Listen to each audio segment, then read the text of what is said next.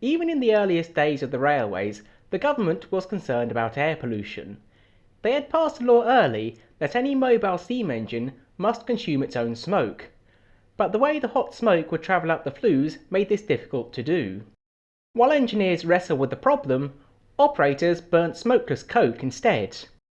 But in 1860, a railway engineer called Matthew Kirtley devised a simple and cheap way to allow a furnace to consume the smoke using a deflector plate and a brick arch to draw air into a separate chamber above the firebox where the smoke would be burnt off. Trains can now safely burn coal, allowing the fires to burn hotter and thus the train to travel much longer and faster. Around the same time, engineers were constructing a means of allowing trains to pick up water without stopping. This was done by placing a trough between the tracks and a scoop under the engine to pick up water as the train went along. Faster trains and fewer stops provided a boost to services and allowed for the network to continue to expand, pushing further into the Highlands of Scotland and Wales and linking up the big towns and cities in England much more. But while the big towns and cities were linking up, for many rural communities there was a problem. Their low population meant that it would not be cost effective for the railways to link to their villages unless they were lucky enough to be between two population centres. With so much life now revolving around the railways, this was leaving the communities increasingly isolated. The Festiniog Railway in Wales provided a solution. The line serviced a local slate mine through horse-drawn trucks pulled along a narrow-gauge 0.597 metre track. In 1863, local engineers designed a steam engine to run on the tracks. This wasn't the first narrow-gauge line in Britain, but it was the first to take passengers. The idea quickly caught on, and many more lines were planned across the country to handle the local traffic and goods. Narrow-gauge trains were slower and less powerful than their mainline counterparts, but they were cheaper to build and to run, and could handle tighter bends, meaning that the lines could weed their way through the countryside much more easily. This helped resolve the local traffic in the countryside, but in the cities there existed an ongoing problem. Due to town councils' efforts to keep the noisy, smelly railways as far away from the rich parts of town as possible, many cities were primarily served by stations that were several kilometres from the city centre. Not only was this inconvenient for travellers, but it created traffic jams due to the large numbers all needing to go the same way. Where there was more than one station, the problem was compounded by the masses needing to transfer to a new train. In London, things were particularly bad. Numerous companies wanted to service the capital, and unwilling to share stations, they had built a ring of termini all around what was then the edge of the suburbs, often right next to each other. This meant that the city was full of people pushing past each other to reach their destination, or to change trains. It was easy for them to get lost, as they were often unfamiliar with London's street layout, and the train companies would rarely provide directions to other companies' stations. A solution was needed to allow the railways to shuttle people to the city centre without disturbing rich people. An idea came from America. New York in the 1830s had few paved roads, and the streets could turn into a quagmire in the winter.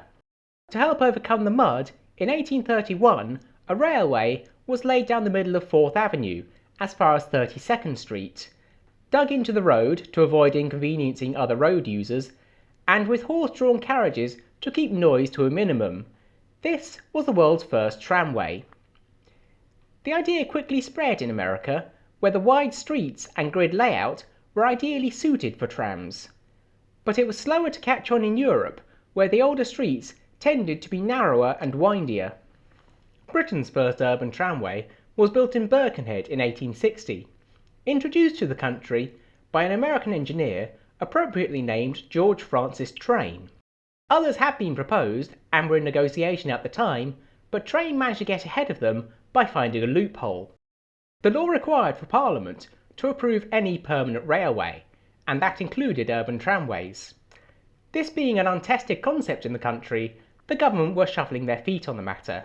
Train had neither the business skill nor the patience to get parliamentary approval for his schemes, but he noted that councils could approve short temporary routes without having to go through Parliament.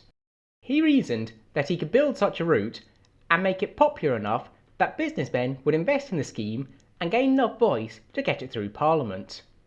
After building his first route in Birkenhead, he wrote to as many councils as possible, mainly in London, reasoning that his plan only had to work once. 3 of his London schemes were approved, along with some in Darlington and the Potteries. They quickly became popular with residents, much faster, smoother, and more spacious than the omnibuses on the country's cobbled streets. But they failed to impress the businessmen he was hoping to get on his side. They tended to have their own carriages and found trains' trams to be a nuisance, especially since he built most of them in the posher areas of town and failed to segregate them into classes. He also faced opposition from the hackney carriages and the omnibuses, which feared a loss of business. Train didn't do himself a lot of favours by ignoring the standard practice of digging the rails into the road. He insisted on using his own patented step rails, which protruded above the ground, meaning his opponents could legitimately claim they posed a hazard to pedestrians and other road users. All of his tramways were torn up within a few months. Things got worse in 1862, when his opponents were able to convince the authorities that train posed a public menace. Parliament retroactively decided that he actually did need their permission to build temporary routes, and had him arrested for not doing so. The public, who loved his trams, organised a petition with 11,000 signatures. Kingston Crown Court ignored this petition, and Train was fined £500 and forced to shut down his tramway early. He left the country in humiliation. It has been argued by some that Train actually set back the introduction of tramways to the country. So urban tramways were out of the question for the time being, but there was still clearly a market for inner-city rail solutions. One idea that was proposed was to build trains on overhead viaducts above the streets, but that was dismissed as the residents of London wanted the trains to be as invisible as possible. The solution was to build tracks below the streets. The Metropolitan Railway began construction in 1860, connecting the termini at Paddington, Euston, King's Cross, and the under construction St Pancras, and then continuing down to Farringdon. Most of the early tunnels were actually simple to dig and required no new tools. They were done using the cut and cover method, in which a long trench would be dug into the street and track laid at the bottom. A roof would then be built over the top and covered over. The construction was not without its difficulties. One of the worker trains exploded, killing 2 people, and the Fleet sewer burst in 1862, flooding part of the tunnel and delaying construction by several months. Of course, running steam trains in a fully enclosed network brings with it a rather obvious problem. To reduce smoke, an engineer called John Fowler designed a system wherein the firebox would be loaded with hot bricks and the boiler brought up to pressure at the start of each journey, so there was no need to stoke the fires. Experiments were run, but the train was found to cool far too quickly to be of use. It became known as Fowler's Ghost. Instead, a system was designed in which coke would be burned to keep smoke to a minimum. The steam would be condensed and fed back into the boiler. The steam could then be vented by the driver pulling a lever when the train reached an open section in the tunnel. In some places, this opening took the form of a grate in the street, causing a nasty surprise for anyone unfortunate enough to be walking over them at the wrong time. In others, entire sections were open to the air, with false house fronts built around them to keep the railway out of sight. But when the line was opened in 1863, it was found there were simply not enough openings, and the drivers often had no choice but to open the vents in the tunnel as the pressure got too much, choking the passengers in the open trucks. Things got worse 6 months later. The line had originally been owned by Great Western, who had built it to mixed gauge in the hope of linking it directly to their main line. But the Metropolitan Railway broke away from Great Western in August 1863 and decided to switch to standard gauge only. They withdrew the broad gauge locomotives and replaced them with tank engines purchased from Great Northern, which turned out to be even worse at condensing steam. In time, the Underground Rail companies would make great improvements in the performances of these engines and build more ventilation into the tunnels, but it was a problem they were still wrestling with up to the point when the lines were electrified. Despite the smoke and the long staircases without escalators, the railway instantly became popular with Londoners and tourists, many of whom would ride the line back and forth all day in wonder. The line recorded 9.5 million passengers in its first year, expanding to 12 the year after. By the end of the decade, the Metropolitan had expanded to Moorgate, Kensington, Hammersmith, and Swiss Cottage. At the same time, the rival District Line had opened between West Brompton and Blackfriars. Open trucks were used early, under the logic that there was no weather to shield the passengers from. This was quickly abandoned and replaced with more standard carriages for greater comfort. They lacked windows at first, since there was no view, but it was soon realised passengers would still need to see out, both for comfort and to know when they'd arrived at a station. Of course, even when they'd arrived, many passengers still had difficulty knowing where they were, since a large proportion of the population couldn't read, and they had no landmarks to go off. The solution was to create landmarks in the form of patterns of coloured tiles at each station. No two stations would have the same colour combinations, making it simple for passengers to know at a glance where they were. One of the ways the London Underground tried to limit smoke was to ban smoking on the network.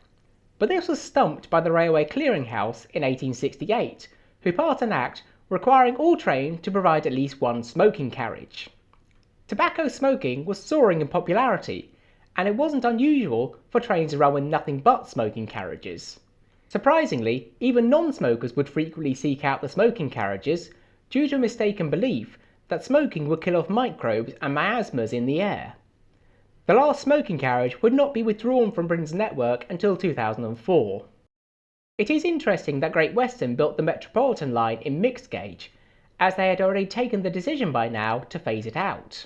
Brunel had died in 1859. After a reasonable period of mourning, the company set about reversing its policy on gauges. Significantly, in 1861, they converted their main line between Paddington and Reading to mixed gauge, so as to better link with another of other companies that Great Western had acquired in the southeast. But replacing all their track would take a great time and expense to complete. It would, however, leave Great Western with plenty of space and make it easier to widen the lines later. The London Underground lacked the space to separate classes fully, making it one of the first railways to be as accessible to the working classes as to the upper classes. This was a concept which would soon spill over to the rest of the network, creating a social revolution almost as vast as the initial coming of the railways. But that is a story for next time. Thank you for watching. Don't forget to like, share and subscribe if you would like to see more, and check out my websites in the link below if you would like to see more of my drawings. I am currently working on part 6 of this series, which should be with you in a few weeks. Bye for now.